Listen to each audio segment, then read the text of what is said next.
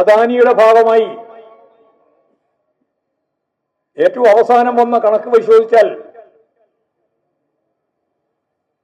2497 കോടി ഉറുപ്പികയാണ് അവർ ചെലവാക്കിയത്. 2497 കോടി ഉറുപ്പികയാണ് അദാനിക്ക് ചെലവ്. ഞാൻ നേരത്തെ പറഞ്ഞ പോലെ നമുക്ക് സംസ്ഥാന ഗവൺമെന്റിന് 6000 കോടി.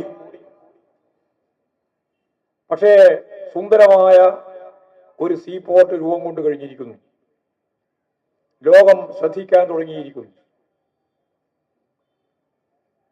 നമ്മൾ ആദ്യം മുതലേ കണ്ടു ഈ എയർപോർട്ട് എങ്ങനെയായി, സീ പോർട്ട് എങ്ങനെയായിരിക്കണം. എല്ലാ കമ്പനികൾക്കും എല്ലാ കപ്പലുകൾക്കും കയറി വരാൻ സാധിക്കുന്ന ഒരു മൾട്ടി സംവിധാനത്തിന്റെ ഭാഗമാവണം. മൾട്ടി ഓപ്പറേറ്റിംഗ് സംവിധാനമാണ് ഉദ്ദേശിക്കുന്നത്. അപ്പോഴാണ് മത്സരാധിഷ്ഠിതമായ ഒരു തുറമുഖത്തിന്റെ ദൗത്യം നിർവഹിക്കാൻ അതിനാവുക. മാത്രമല്ല, അങ്ങനെ വരുമ്പോഴാണ് കൃത്യമായിട്ട് രാജ്യത്തിന്റെ സുരക്ഷ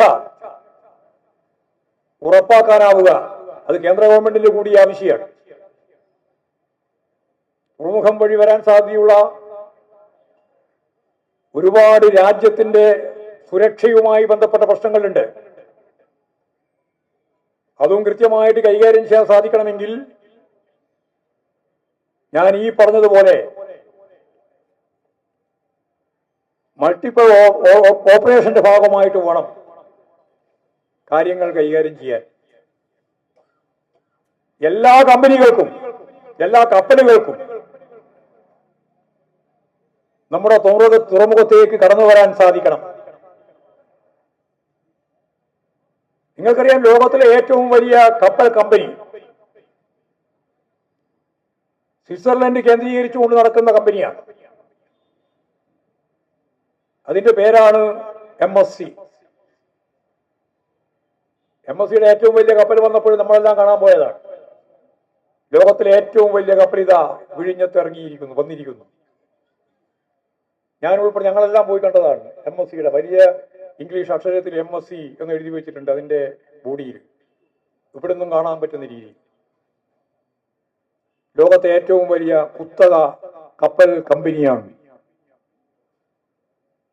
MSC. ഇവിടെ വന്നുകൊണ്ടിരിക്കുന്ന കപ്പലുകളിൽ മഹാഭൂരിപക്ഷവും അവർ തന്നെയാണ്. ഞാൻ നേരത്തെ പറഞ്ഞ പ്രത്യേകത ഉണ്ട്. ആ പ്രത്യേകത അടിസ്ഥാനപ്പെടുത്തി MSCക്ക് കൃത്യമായിട്ട് മനസ്സിലായി ലോകത്ത് കൈവശം വെക്കേണ്ടുന്ന ഏറ്റവും പ്രധാനപ്പെട്ട തുറമുഖമേത്.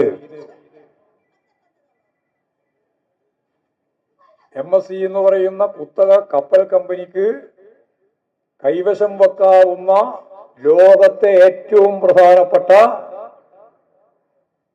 തുറമുഖമേത്.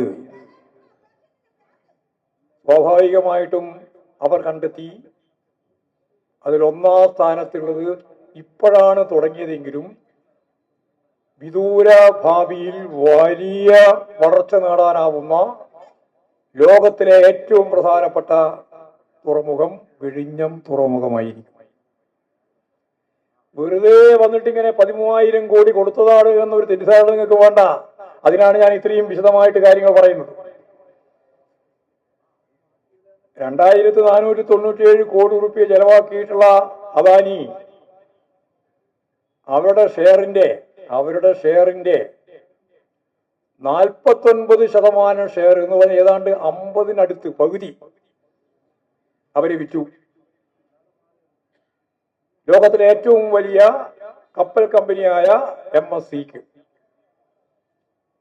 എത്ര ഉറുപ്പിക വിറ്റ് ഓർമ്മയുണ്ടോ? നിങ്ങൾക്കറിയോ? ആരെങ്കിലും എത്രക്കാ?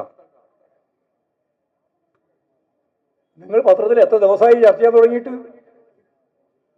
13,000 കോടി ഉറുപ്പിക. 13,000 കോടി ഉറുപ്പികക്ക് വിറ്റത് എത്രയാ? ആകെയുള്ള അവരുടെ ഷെയറിന്റെ 49%. 49% ഷെയർ വിറ്റത് കൊണ്ട് ഈ ആദായം പൂർണ്ണമായിട്ട് അദാനിക്ക് തന്നെയാണ് കിട്ടുക. ഷെയറിന്റെ വിൽപ്പനയുമായി ബന്ധപ്പെട്ട് ചില പത്രങ്ങളൊക്കെ വന്ന വാർത്ത വലിയ രീതിയിലുള്ള വികസനം വരാൻ പോവുകയാണെന്ന്. എവിടെ വികസനം വരാൻ പോകുന്നത്? ഇത് സ്വന്തം അക്കൗണ്ടിലേക്കാണ് മാറുന്നത്. അദാനിയുടെ 2497 കോടി ഉറുപ്പിക ചെലവാക്കി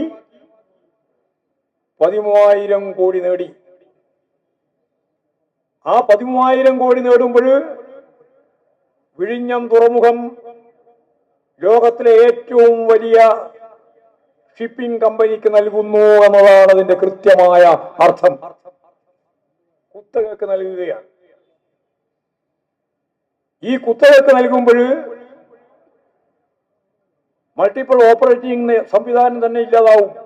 കുത്തകയുടേതാവും, MSCയുടേതാവും. വേറെ കമ്പനികൾക്ക് ഇങ്ങോട്ട് പ്രവേശിക്കാൻ പറ്റില്ല, കപ്പലുകൾക്ക് വരാൻ സാധിക്കില്ല. ഇവരുടെ കുത്തകയാണ്. നമ്മൾ ആഗ്രഹിക്കുന്നത് പോലെ ഇതിന്റെ അനുബന്ധ സംവിധാനങ്ങൾ നിരവധി രീതിയിൽ നമ്മുടെ നാട്ടിൽ, തിരുവനന്തപുരത്ത്, കൊല്ലം ജില്ലയിൽ ഉൾപ്പെടെ അനുബന്ധ പരിപാടികൾ മുഴുവൻ നമ്മൾ പ്ലാൻ ചെയ്തുകൊണ്ടിരിക്കുകയാണ്. ഇപ്പോഴും തന്നെ പ്രധാനപ്പെട്ട 5 മേഖലയിൽ, ഞാനതിന്റെ വിശദീകരണത്തിലേക്കൊന്നും കടക്കുന്നില്ല, 5 മേഖലയിൽ അതെല്ലാം നിൽക്കും. നമ്മൾ കെട്ടിപ്പോക്കാൻ ആഗ്രഹിച്ച വികസനത്തിന്റെ സ്വാഭാവിക വളർച്ച പൂർണ്ണമായിട്ടും മുരടിക്കും. എല്ലാം പൂർണ്ണമായിട്ടും നിർവഹിക്കാൻ സാധിക്കുന്നത് ഈ MSCയുടെ തീരുമാനത്തെ അടിസ്ഥാനപ്പെടുത്തിയിട്ട് മാത്രമായിരിക്കും. ഗവൺമെന്റിനെ നോക്കുകുത്തിയാക്കി നിർത്തുക, അദാനിക്ക് വേണ്ടി, MSCക്ക് വേണ്ടി, ലോകത്തിലെ ഏറ്റവും വലിയ കോർപ്പറേറ്റ് മാനേജ്മെന്റിന് വേണ്ടി നമ്മുടെ തുറമുഖം പൂർണ്ണമായിട്ട് പണയപ്പെടുത്തുന്ന അവസ്ഥയിലേക്ക് കാര്യങ്ങൾ നീങ്ങും. ഇനി ഇതിന്റെ നിയമപരമായ കാര്യങ്ങളൊക്കെ ഇവിടെ സ്വാഗതപ്രാസംഗികം തന്നെ പറഞ്ഞു, അതിന്റെ വകുപ്പും കാര്യങ്ങളെല്ലാം.